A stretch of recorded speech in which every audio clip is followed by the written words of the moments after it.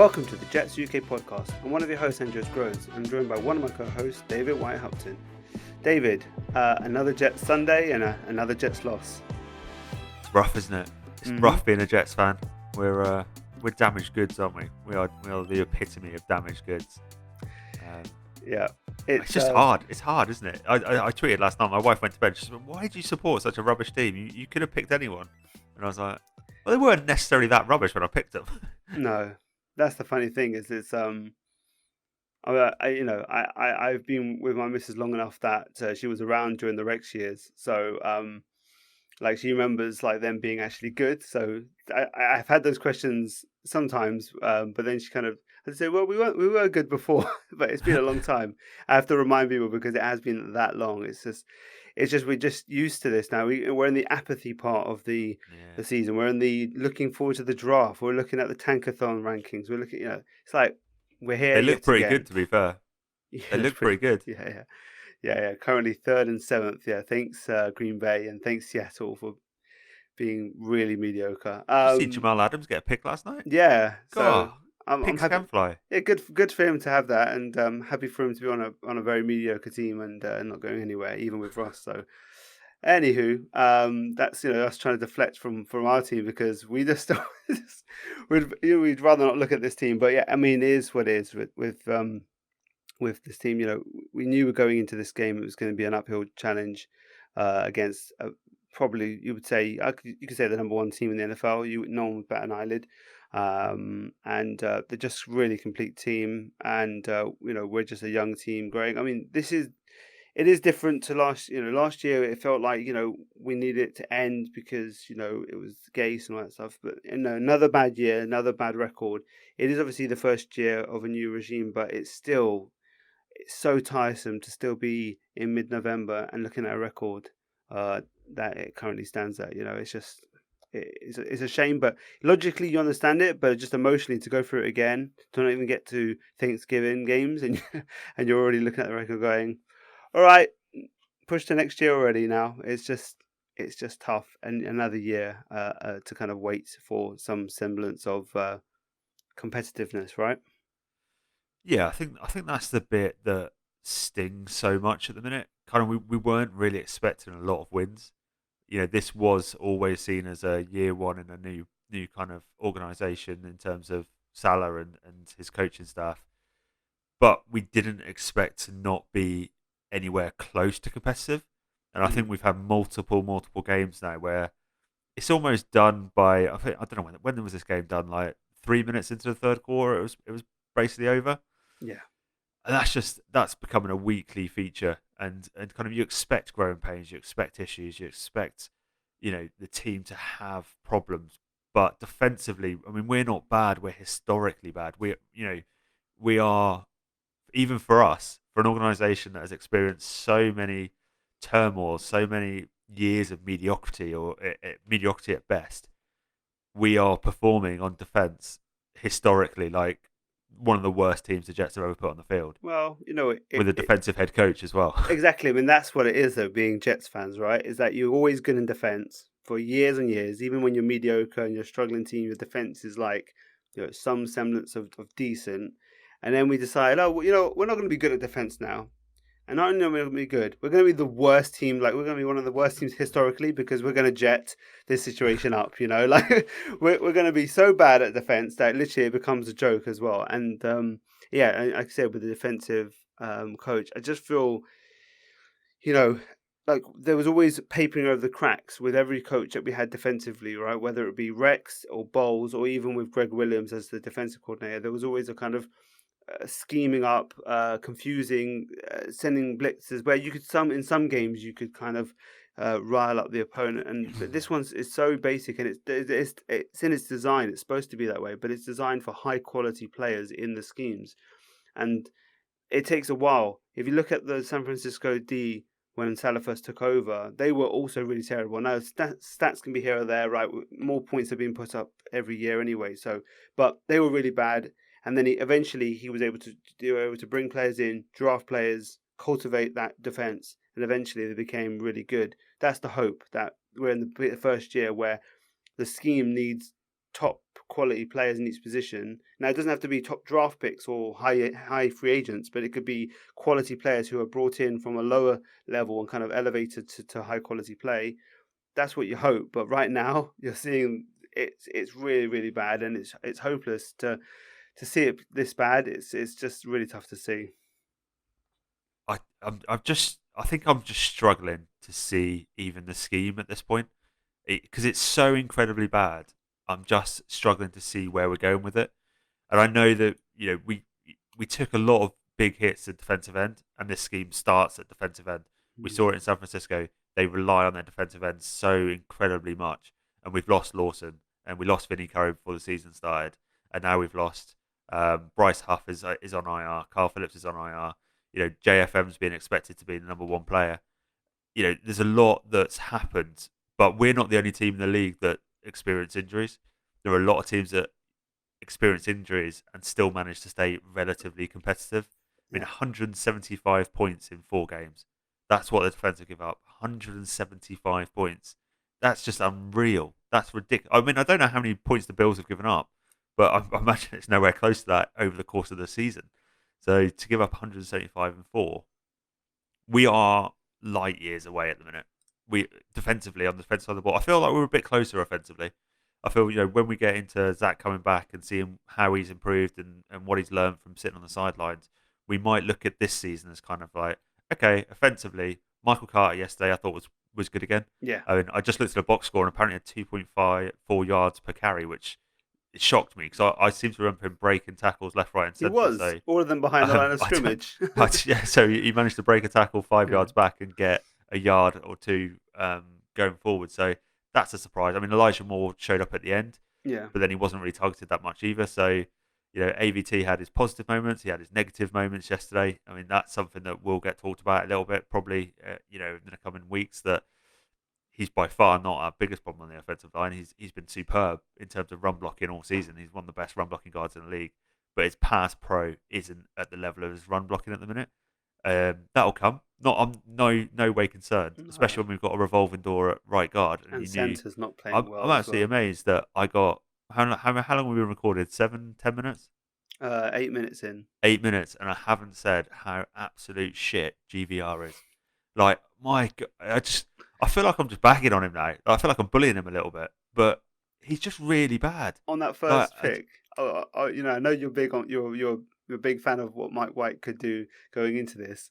And on that first pick, I pulled back the replay. When I was watching it, I kind of went back to see the play instantly. And I was like, oh, GVR did it. I was like, oh, great. The GVR's given an excuse to excuse Mike White. He's going to give David, plays right into David's wheelhouse. Like, my favourite guy got ruined by my least favourite guy. I mean, I wouldn't say Mike White's my favourite guy. I know. I would say, Joe, I got a fair few messages last night saying, oh, you didn't want Zach, blah, blah. I was like, all right, you obviously haven't read my actual reasoning for having Mike White start on Sunday. No. And 100% admit saying, do you know what? That showed why Mike White has probably not played that much in the league over the last few years. There are limitations when it comes to a very good defense. And I said to Matt, I said Zach Wilson would have done exactly the same. Early season Zach Wilson would have struggled the exact same as Mike White did. But at least Zach has that upside, the more upside. So, yeah, you roll with him. But going back to GVR, I mean, I can't wait to see how many pressures he is attributed to by PFF.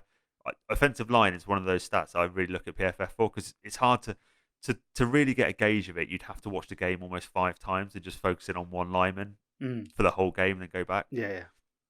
But I kind of looked back on it last. I don't know why I did that. I don't know why I went straight back. I mean, you did the same. You said we rewind it. After the game, I went back and had a look at those plays. Like, after you just watched your team get demolished, why would you go back and look at it again? You go and watch some Seinfeld. Go and watch something interesting. Well, I haven't gone back to the game yet. Okay. Game. I did. What I did is I went back to that single play because it went to commercial after the interception, and I thought, okay, let me see this interception because what happened? It was such a bad throw, and I know he got his arm hit. I thought, who let that rusher in? And it was obviously GVR, and I thought it was, but I posted a second one up as well of GVR just getting turned around. I messaged you tonight last night with it. Yeah, he just kind of turns his back to the play and I don't even know what he's doing. I physically don't know what technique he's using there.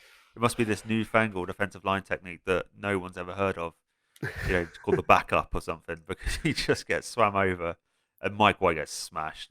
He was awful yesterday, but he was under pressure a lot. I think at the end of this, we're going to see 20 plus pressures on Yeah, White, and then the stats. it's ridiculous. I mean, it's time for, I think, Duvernay Tardif. It's time. I think he's had a couple of weeks to kind of bed in and kind of look at the scheme, look at everything, what they want to do up front, and I think it's time for him to be given a shot, because it's just not happening. What have you got to lose? Exactly. Even if he blows a couple of assignments, overall he'll probably be an upgrade, right? He has to be at the minimum level. He has to be a top 65 guard in the league to hit GVR's level. So as long as he's not goddamn awful, as in the worst guard in the league, he will be as good, if not an upgrade. Yeah. And you know what you've got with GVR now? You've had plenty of tape on him. Why not get LDT into the game, see what he's got? Yeah. His contract expires at the end of the season, so you need to have some evaluation period about whether you want to bring him back or not. There's several players in the roster that we can do that with as well. It's not just GVR. It's Connor McGovern had an awful game yesterday as well. Go and have a look at some Tyler Linderbaum highlights. Just make yourself feel better about what good centre play should look like. I watched some of the Iowa game on Saturday night. Yeah. I watched a little bit of that as well. Just on a single play. I literally only had time to watch a couple of drives of theirs. It was I had about 15-20 minute patch, and it was 2 drives, and just on that you just see the movement and the way he moves to the second level on Salmon. It's just great. He's really, really a special talent at the position. So I know you love your centers, and we come from the Mawai Mangold transition, right? So it's kind of we went from one great center to a next great center, and we were some teams like the Colts, they kind of went from Peyton Manning to Andrew Luck, and that was kind of the Packers from Favre to Rodgers. To Rodgers. There's some teams that get really lucky at quarterback. We got really lucky at center. Yeah. And I think that's probably why I appreciate center so much, is because of Mario and because of Mangold, and we never had to worry about it for so long.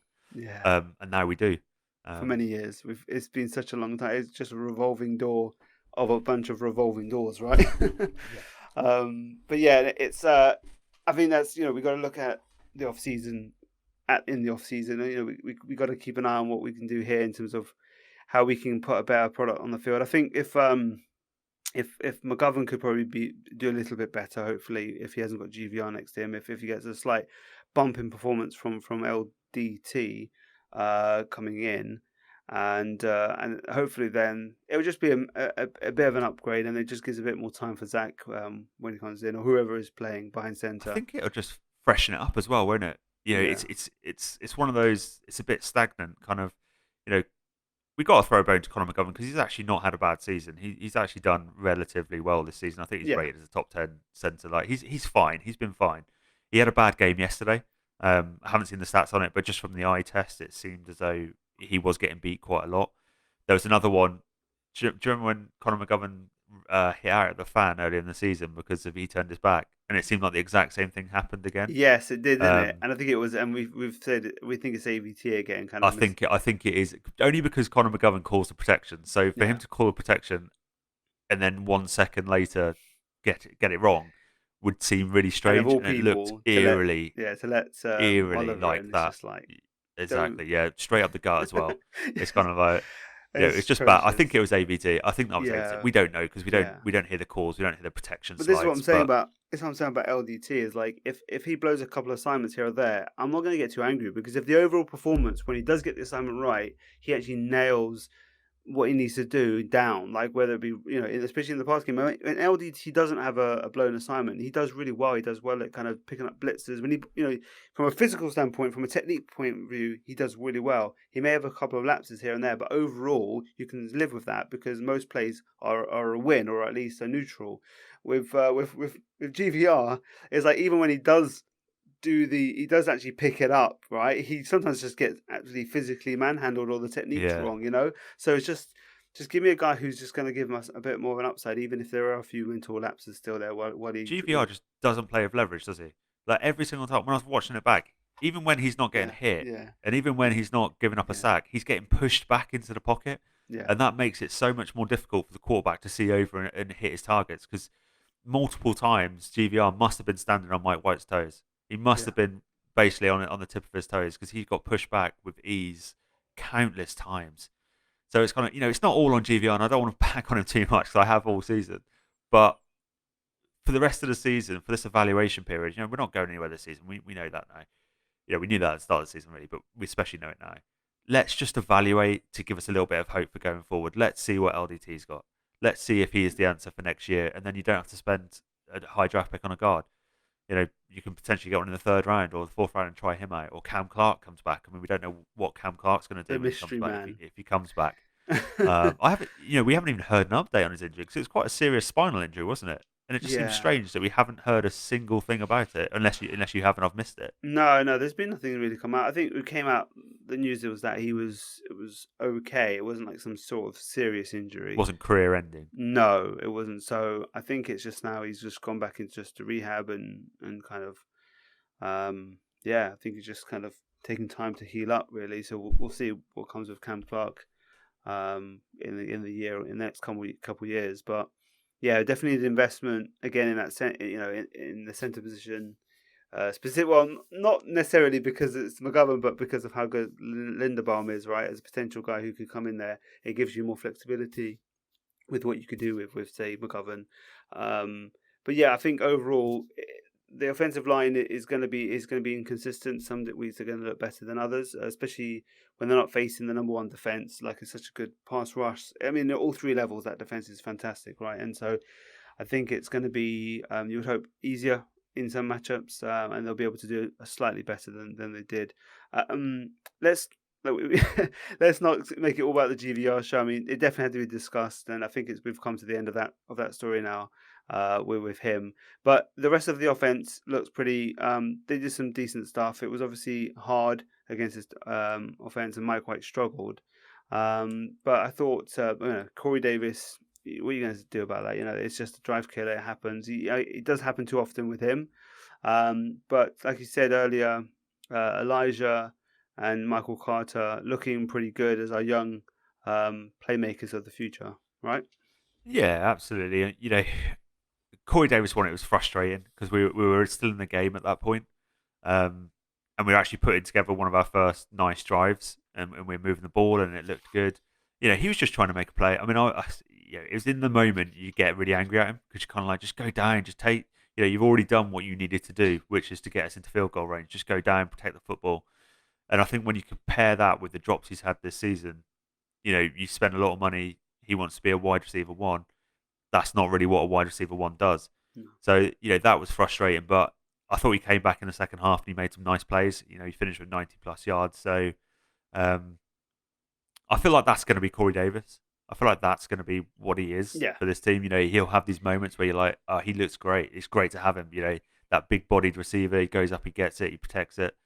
And then he'll have the drops and he'll have the fumble, and you'll be like, oh, This is we need a wide receiver one. Brian from Titans, when we faced the Titans and we had a chat about Corey Davis, he said this is who he is, and he's the same guy. He's a really top notch number two, like a really good number two. Like if you get like an elite number one alpha guy, and have Corey Davis as your second, and you people like Elijah Moore, as another weapon, that's a really good wide receiver core. I think if we had one star receiver and the rest of everyone else fell into place, that's an elite wide receiver room. I really think so. If we have a Jamar Chase, if or we had like a Jamar Chase or someone like that comes in, everyone slots into position, and you're looking at an elite wide receiver room. I really think so. Yeah, that's saying a lot though, because you got to get that wide receiver. It's you either got to spend high draft capital or spend a lot of money, and even probably not even the money. It's probably going to be high draft capital, and you got to hit on that as well. So Jamar Chases don't come out every year. So it's easier said than done. But that's kind of how it looks in terms of. I think the wide receiver room is good, but I think we're missing that number one guy, which we've been saying all along. But I think when you need that moment in the game, and it's Corey Davis as your number one, because that's the guy you go to, you're seeing that he's coming a little bit short at times.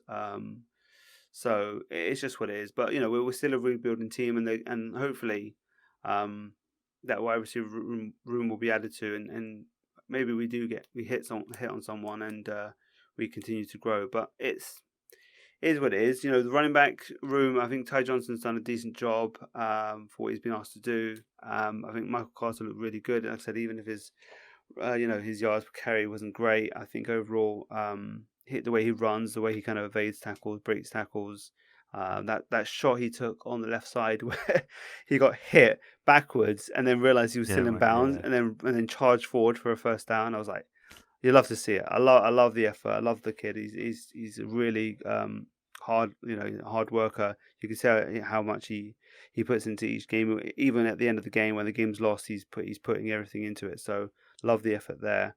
I think we need to transition to the defense, right? Because I know we've been putting off as much as we can in terms of actually trying to break down what's happening here. I mean, the linebacking core is I mean, CJ's struggling to be the Superman that they've asked him to be. Basically, is what I'm looking at, really. Yeah, he is, and I think part of it is what he's got around him as well. Though, is Jared Davis just really hasn't worked out. I mean, Jared Davis looks really poor. He looks really, really poor. I don't know if it's injury related, but when he left Detroit, they didn't seem overly sad to see him go. He looks like he's running in slow motion most of the time, and in a league that's going towards speed, like more and more every single year, he's kind of he's losing track with it. I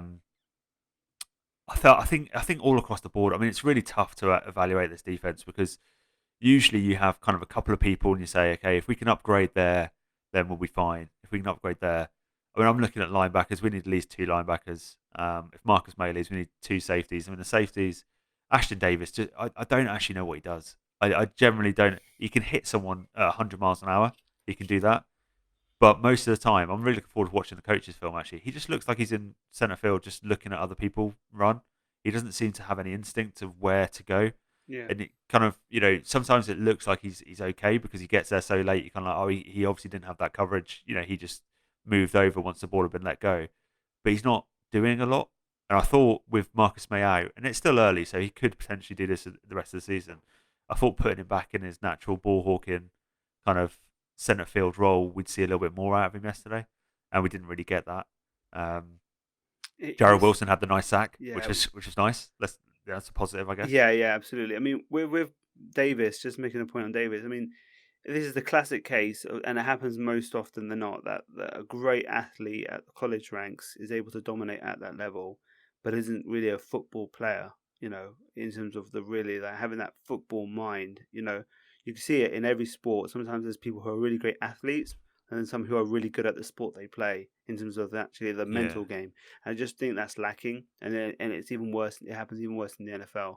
You can't just make the play by by being better than everybody else athletically. You have to actually put yourself in a position and think about things before at very quick notice. I think that's where he struggles, and I'm not saying he can't be there, but that's where a lot of athletes coming into the NFL don't really work out because they, sometimes scrappy football players like a Michael Carter II, even though athletically he's like completely different profile. You can tell that's a scrappy football. That's a football player, right? And he's got good instincts. And he's got good exactly. instincts. And so he may get beat a couple of times because he gets outmatched. But overall, he's going to be in the space. He's going to be making plays surely because he's really in tune to what's happening on the field. So that's what I sense with Davis. Yeah, he reminds me of Taylor Mays. Do you remember Taylor Mays? Yeah, the USC safety. Yeah, and in college he was.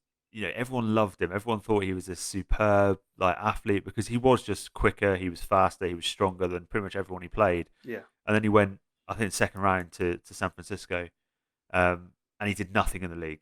He really struggled. He took bad angles. He didn't have a feel for the position. His instincts were off. And that's my early sense of Ashton Davis. And we obviously didn't burn a second round pick on him. He was I think it was a third round pick, wasn't he, Ashton Davis? He was third, yeah. So, the upside probably does outweigh the downside at that point. But when I watch him play, Taylor Mays is the person that I think of, not in terms of kind of their stature and how they measure up in terms physically, but in terms of exactly what you were just saying. Some players have that natural athletic ability which really makes them stand out in the college ranks. But then as soon as they get to the NFL, well, they need to have that athletic ability paired with the instincts and everything and reading of the game.